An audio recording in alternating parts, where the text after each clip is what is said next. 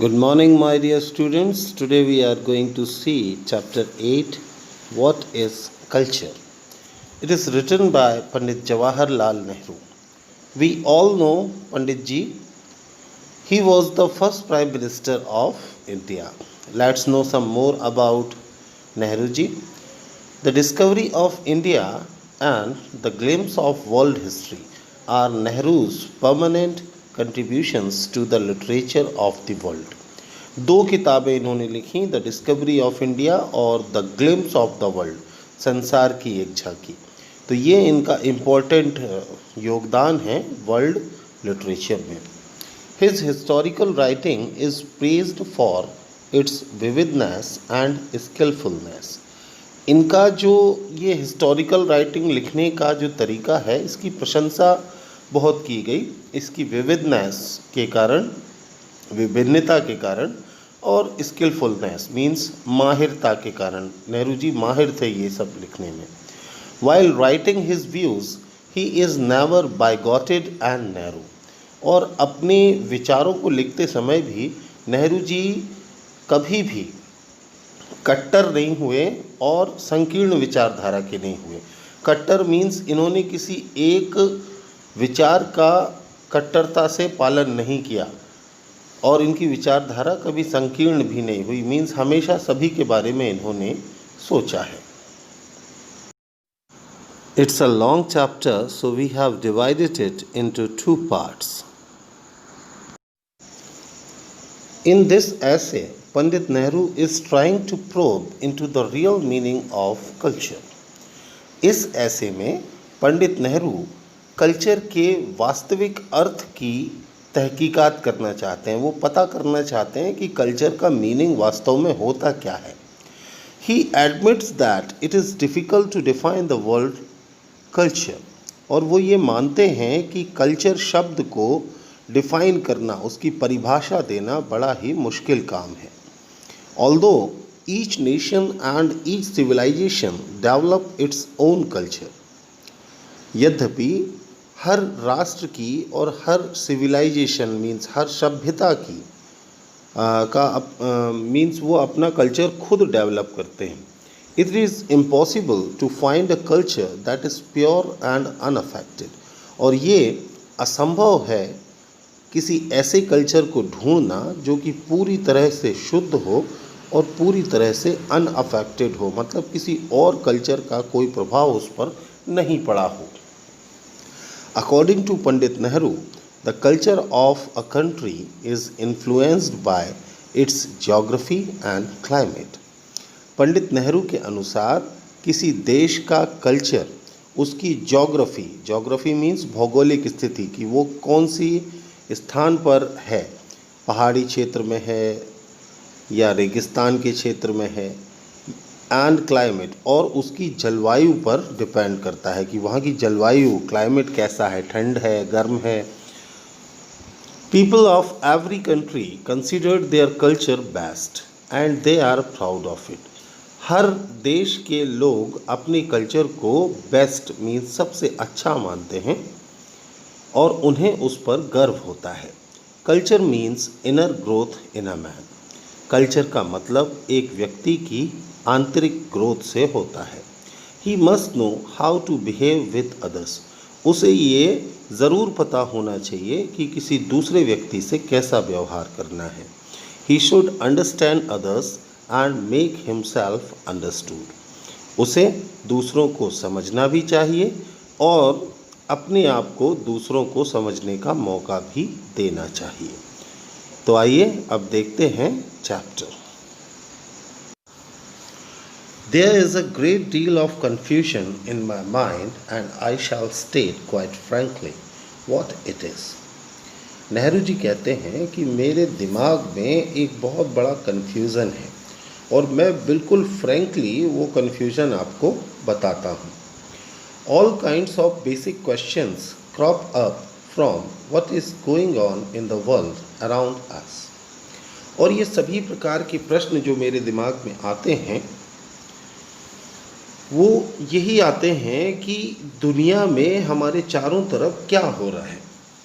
Nations, individuals and groups, talk of understanding one another. जो राष्ट्र हैं, नेशंस हैं, व्यक्ति हैं एंड ग्रुप्स, जो लोगों के समूह हैं, वो ये इस प्रकार की बातें करते हैं कि वो एक दूसरे को बहुत अच्छे से समझते हैं। And it seems an obvious thing, और ये बिल्कुल ऑब्वियस थिंग ऐसी लगती है that people should try to understand one another, कि लोगों को एक दूसरे को समझने का प्रयास करना चाहिए। And to learn from one another, और एक दूसरे से सीखना चाहिए। Yet when I look through the pages of history और स्टडी करंट इवेंट, फिर भी जब मैं हिस्ट्री के पेजेस को देखता हूँ, मतलब हिस्ट्री पढ़ता हूँ या फिर किसी करंट इवेंट की तरफ देखता हूँ, I sometimes find that people who know one another most quarrel most. तो कभी कभी मैं ये पाता हूँ कि ऐसे लोग जो एक दूसरे को ज़्यादा अच्छे से जानते हैं, वही ज़्यादा झगड़ते हैं। Countries which are next door to one another in Europe or in Asia, ऐसे देश जो कि एक दूसरे के बिल्कुल बगल में हैं, चाहे वो यूरोप में हो या एशिया में हो, somehow seem to rub one another up the wrong way, वो किसी भी तरीके से या गलत तरीके से एक दूसरे को नीचा दिखाना चाहते हैं। Though they know one another very thoroughly, क्योंकि वो एक दूसरे को पूर्ण रूप से जानते हैं, थरली यानी पूर्ण रूप से। Thus, knowledge by itself does not lead to greater cooperation or friendship। तो हम ऐसा कह सकते हैं कि नॉलेज मतलब ज्ञान, एक दूसरे के बारे में जो जानकारी है, कम से कम वो तो ग्रेटर कोऑपरेशन मीन्स आपसी सहयोग को या फ्रेंडशिप को, भाईचारे को और ज़्यादा नहीं बढ़ा सकती। This is not a new thing, ये कोई नई चीज़ नहीं है। Even the long pages of history show that, history के पेजेस मीन्स यदि हम हिस्ट्री की घटनाओं को देखें तो वहाँ भी हमें यही देखने को मिलता है। Has there been something wrong in individual nations और in the approach to this question, क्या यहाँ पर किसी राष्ट्र के बारे में या इस प्रश्न के बारे में कुछ गलत है, और is it something else that has not worked as it should have done, या फिर ऐसा कुछ है जो उस तरीके से हुआ होना चाहिए था जिस तरीके से वो नहीं हुआ। When we talk of cultural relations, जब हम सांस्कृतिक रिश्तों की बात करते हैं, the question that immediately arises in my mind is what exactly is the culture the people talk so much about. तो जब भी हम सांस्कृतिक रिश्तों की बात करते हैं, एक क्वेश्चन जो कि मेरे दिमाग में तुरंत आता है कि वास्तव में कल्चर का मीनिंग है क्या, जिसके बारे में लोग इतना बात करते हैं। When I was younger in years, जब मैं युवा था, छोटा था, I remember reading about German Kultur. तो मुझे याद है मैं जर्मन कुल्टूर के बारे में पढ़ता था, and of the attempts of the German people, और जर्मन लोगों के उन प्रयासों के बारे में पढ़ता था to spread it by conquest, जो कि वो अपने आक्रमणों से किया करते थे, एंड अदर मीन्स, और दूसरे तरीक़ों से। मीन्स जर्मन पीपल क्या करते थे कि आक्रमण करके दूसरे देशों को जीत लिया करते थे।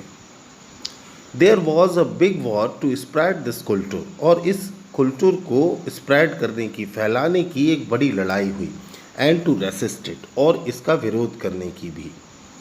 मीन्स जब जर्मन पीपल ने अटैक किया दूसरे देशों पर, तो दूसरे देशों के लोगों ने भी उसका विरोध किया। Every country and every individual seem to have their peculiar idea of culture. हर देश का और हर व्यक्ति का कल्चर के बारे में अपना एक अनोखा आइडिया होता है। पिक्यूलियर मीन्स अनोखा। When there is a talk about cultural relations, जब सांस्कृतिक रिश्तों की बात होती है, although it is very good in theory, जो कि केवल थ्योरी में ही अच्छे हैं, मीन्स किताबों में ही अच्छे हैं, what actually happens is that those peculiar ideas come into conflict, and instead of leading to friendship, they lead to more estrangement। तो होता क्या है कि जब ये दो लोगों के पिक्यूलियर आइडियाज़ मीन्स अनोखे अनोखे आइडियाज़, अपने अपने आइडियाज़, जब ये पास में आते हैं तो इनमें विवाद पैदा होता है, और फिर ये फ्रेंडशिप बढ़ाने की अपेक्षा और ज़्यादा मनमुटाव पैदा कर देते हैं। मीन्स जब दो प्रकार के लोग आते हैं एक दूसरे के पास, तो एक व्यक्ति अपने कल्चर के बारे में बताता है, दूसरा अपने कल्चर के बारे में बताता है। दोनों अपने कल्चर को स्पेशल समझते हैं, बेस्ट समझते हैं, और फिर एक दूसरे के कल्चर के बारे में जानना तो छोड़िए, मनमुटाव पैदा होना शुरू हो जाता है। It is a basic question, what is culture? And I am certainly not competent to give you a definition of it because I have not found one. तो ये एक बेसिक क्वेश्चन है कि कल्चर होता क्या है, और निश्चित रूप से मैं इस प्रश्न का जवाब देने के लायक नहीं हूँ, क्योंकि मुझे वास्तव में कल्चर की कोई डेफिनेशन मिली ही नहीं। One can see each nation and each separate civilization developing its own culture that had its roots in generations hundreds and thousands of years ago. एक व्यक्ति ये देख सकता है कि किसी राष्ट्र की या किसी अलग सभ्यता की डेवलपिंग इट्स ओन कल्चर ने अपना कल्चर जो है वो खुद ही वो जनरेट कर रहे हैं, and had its roots in generations, और इसकी जो जड़ें हैं वो कई पीढ़ियों पहले, hundred and thousands of years ago, सालों हजारों सालों पहले, सैकड़ों सालों पहले उसकी रूट्स वहाँ पर हैं। मीन्स कोई भी कल्चर हो वो कई सैकड़ों और हजारों साल पुराना है जहाँ से वो शुरू हुआ है। One seize these Nations being intimately moulded by the impulse. एक व्यक्ति ये देखता है कि ये जो नेशंस हैं, ये जो राष्ट्र हैं, ये उसी ढांचे की उमंग में बंधे हुए हैं। That initially starts a civilization going on its long path, जो कि शुरुआत में उस सभ्यता के शुरुआत में शुरू हुई थी और अपने एक लंबे पाथ पर चली जा रही है। मीन्स एक सिविलाइजेशन जो है, एक कल्चर जिसकी शुरुआत है वो कई सैकड़ों हजारों साल पहले कहीं से शुरू हुई थी और अब वो लगातार चलती जा रही है। That conception is affected by other conception. तो उस समय की जो उनकी अवधारणा थी, जो सोचने का तरीका था, वो एक दूसरे कॉन्सेप्शन या अवधारणा से अफेक्ट हुआ, प्रभावित हुआ। And one seize action and interaction between these varying conception, और एक व्यक्ति इन वैराइंग कॉन्सेप्शन मीन्स इन बदली हुई अवधारणाओं के बीच में एक्शन और इंटरेक्शन भी देख सकता है कि क्या क्या चीज़ें हुई, कौन कौन सी जगहों से वो प्रभावित हुआ। There is I suppose no culture in the world which is absolutely pristine. तो नेहरू जी कहते हैं कि मैं ये मानता हूँ कि कोई भी कल्चर इस दुनिया में पूरी तरह से प्रिस्टाइन नहीं है, आदिम जाति का नहीं है, मतलब प्योर नहीं है, अनअफेक्टेड नहीं है, वो किसी न किसी चीज़ से प्रभावित हुआ है by any other culture. It simply can not be, और ऐसा हो भी नहीं सकता। Just as nobody can say that he belongs 100% to a particular racial type. कोई भी व्यक्ति है वो ऐसा नहीं कह सकता कि वो पूरे 100% किसी विशेष जाति या धर्म से संबंध रखता है, क्योंकि आज हम सभी मिक्स हो चुके हैं। आज हमारे घर में भरता बाटी भी बनता है और मक्के की रोटी, सरसों का साग भी बनता है, और इसके अलावा इडली डोसा भी बनता है। तो ये तो हमारा कल्चर नहीं था, लेकिन फिर भी ये हमारे कल्चर में आके मिक्स हो गया। Because in the course of hundreds and thousand years unmistakable changes and mixtures have occurred. क्योंकि इन सैकड़ों और हजारों सालों के समय में बहुत सारे परिवर्तन हैं, बहुत सारे चेंजेस हैं, मिक्सचर्स हैं जो कि हुए हैं। So culture is bound to get a little mixed up. तो कल्चर जो है वो वास्तव में एक मिक्सड अप है, एक मिक्सचर है, मिश्रण है। even though the basic element of a particular national culture remains dominant।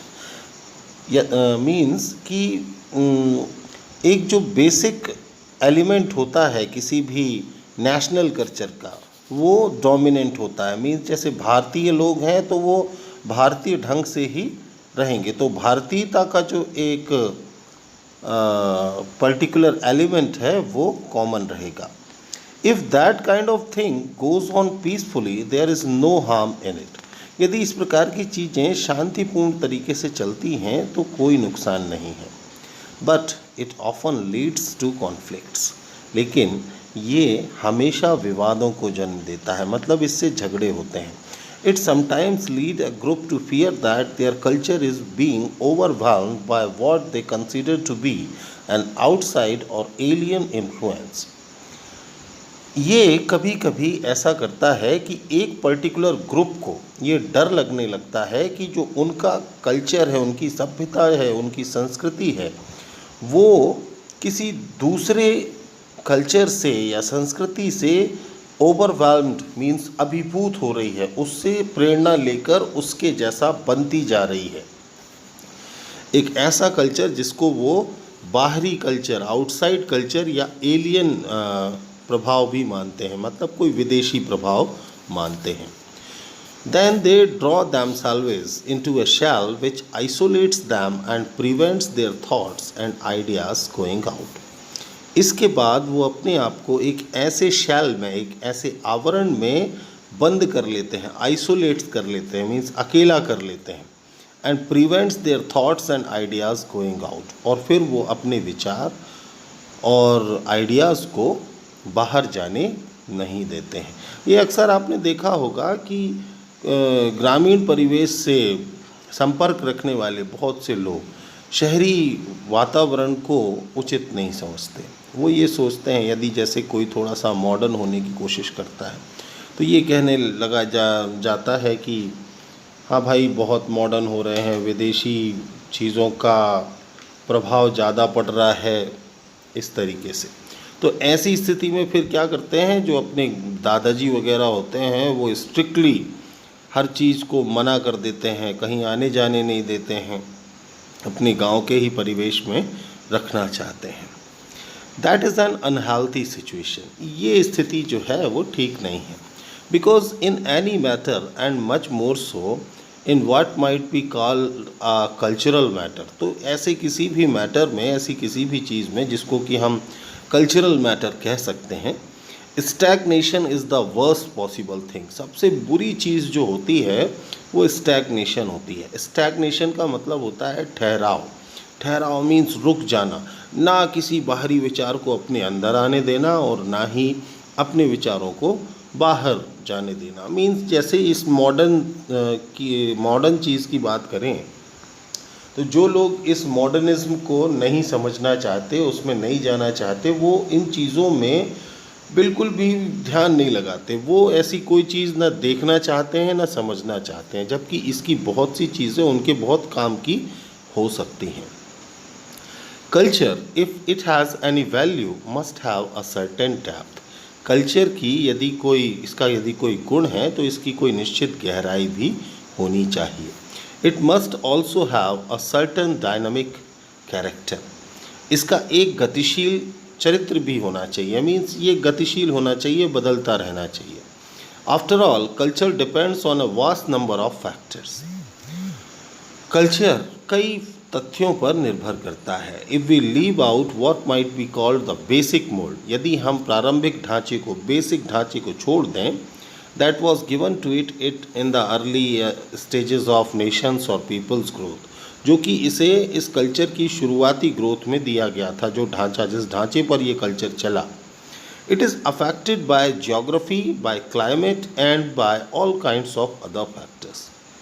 तो ये वहाँ की जियोग्राफी मीन्स भूगोल से, बाय क्लाइमेट मीन्स वहाँ की जलवायु से, और भी कई फैक्टर्स से प्रभावित होता है. The culture of Arabia is intimately governed by the geography and the desert of Arabia. Arabia के कल्चर की बात करते हैं तो वहाँ का जो कल्चर है वो वहाँ की जियोग्राफी मीन्स वहाँ का भौगोलिक क्षेत्र and the desert of Arabia, और अरेबिया के रेगिस्तान के कारण बदला. मीन्स वहाँ के लोग पगड़ी पहनते हैं, हमारे यहाँ के लोग नहीं पहनते. क्यों? क्योंकि वहाँ बहुत ज़्यादा गर्मी होती है. उस गर्मी से बचने के लिए उन्हें पगड़ी पहननी होती है, लेकिन हम नहीं पहनते, तो ये हमारे कल्चर में नहीं है. So because it grew up there, क्योंकि ये वहाँ पर पैदा हुआ। Obviously the culture of India in the old days was affected greatly. और बिल्कुल इसी तरह से भारत का कल्चर भी पुराने दिनों में बहुत तरीके से प्रभावित हुआ। As we see in our own literature, हम अपने खुद के लिटरेचर्स में ही देखते हैं, मीन्स किताबों में, by the Himalayas, the forest and the great reverse of India among other things. तो इसमें क्या क्या चीज़ें हैं? हिमालयाज हैं, फॉरेस्ट मीन्स जंगल हैं, और अपनी महान नदियाँ हैं जिनके कारण भारत का कल्चर भी प्रभावित हुआ। It was natural growth from the soil, और ये नेचुरल प्राकृतिक ग्रोथ थी मिट्टी से। Of the various domains of culture, तो कई कल्चर के जो कई भाग होते हैं, जैसे कि आर्किटेक्चर है, आर्किटेक्चर मीन्स भवन निर्माण, जो पुराने समय में जो बिल्डिंग्स बनी हैं। म्यूज़िक एंड लिटरेचर है, संगीत और हमारा साहित्य है। एनी टू में मिक्स टुगेदर, कोई भी दो चीज़ें आपस में मिक्स हो सकती हैं। एज दे ऑफन डिड, जैसे कि वो हमेशा होती हैं। And produce a happy combination, और फिर एक अच्छा कॉम्बिनेशन बनाते हैं। इसको हम किसी भी तरीके से देख सकते हैं। किसी भी नगरी के बारे में हम बात करें, जैसे कि हम अपने आसपास बात करें तो मैहर में माता जी का मंदिर है, तो यहाँ से एक रिलीजियस थिंग जुड़ गई और इससे वहाँ का कल्चर अफेक्टेड होने लगा। और भी बहुत से ऐसे क्षेत्र हैं, जैसे मथुरा है, काशी है, तो यहाँ इन सब जगहों पर यही सब चीज़ें हैं। आर्किटेक्चर हैं, यहाँ पर किले हैं, जिसके कारण ये फेमस हो गए। But where there is an attempt to improve something, लेकिन वहाँ जहाँ पर किसी चीज़ को इम्प्रूव करने का प्रयास होता है, और the other which does not actually naturally grow and mould itself, और जो चीज़ अपने आप को नेचुरली ग्रो करती है और अपने आप को सांचे में ढालती है, विदाउट अपरूटिंग इटसेल्फ, बिना अपनी जड़ों को हिलाए। मीन्स ये नहीं कि एक कल्चर आपने पूरी तरह से छोड़ दिया, आप अपने कल्चर को बनाए रखें और नई चीज़ों को भी अपने अंदर शामिल कर सकते हैं।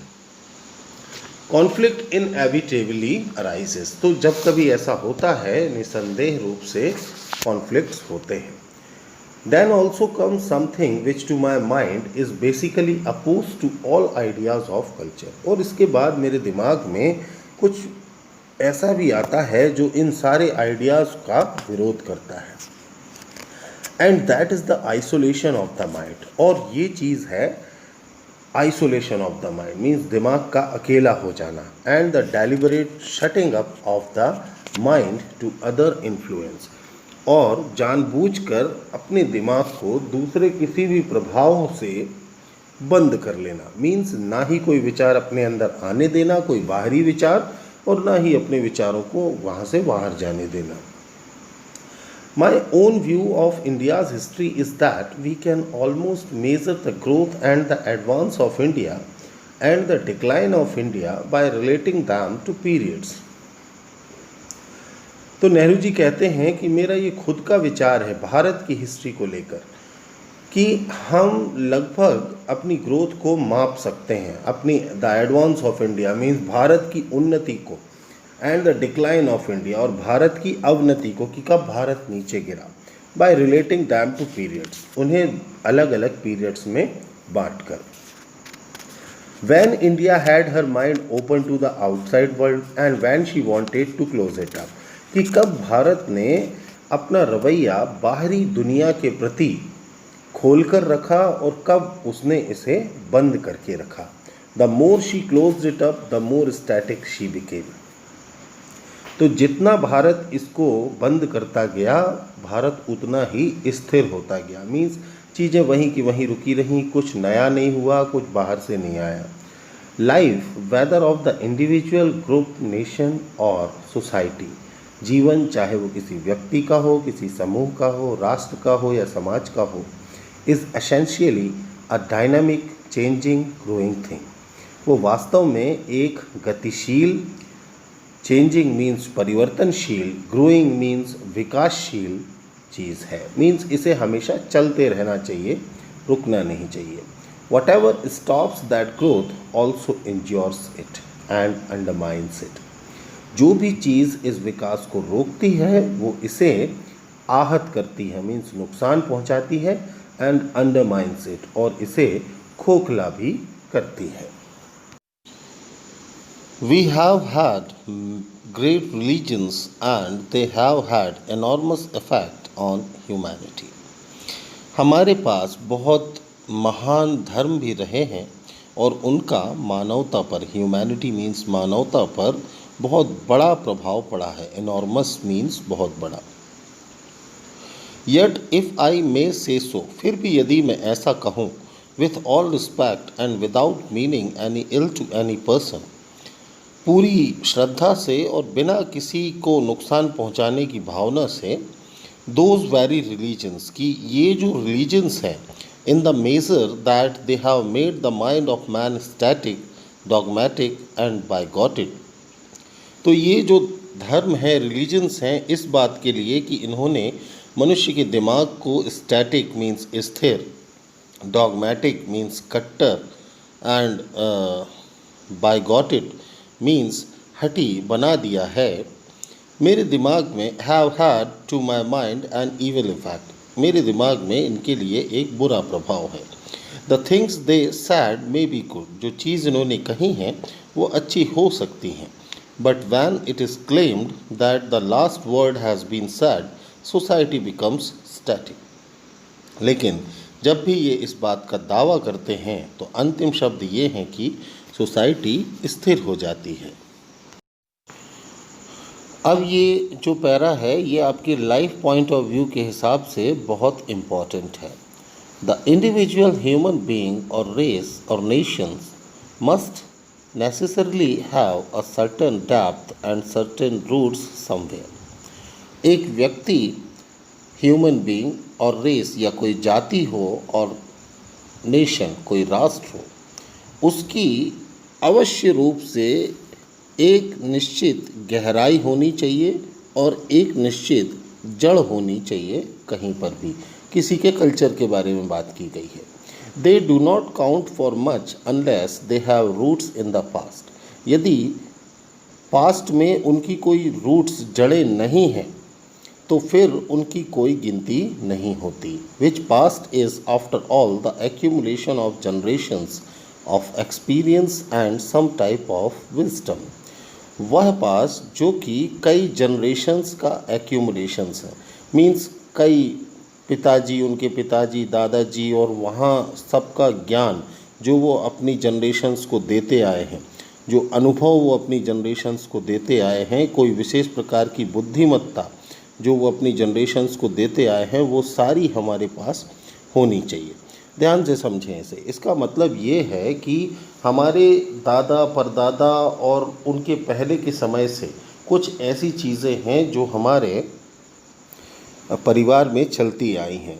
तो दादाजी से आपके पिताजी को वो सारी चीज़ें मिली और फिर उसके बाद वो सारी सांस्कृतिक विरासत आपको मिली। सांस्कृतिक विरासत का मतलब क्या है कि आपकी समाज में, आपकी संस्कृति में क्या होता है, कैसे होता है और क्या क्या हुआ है।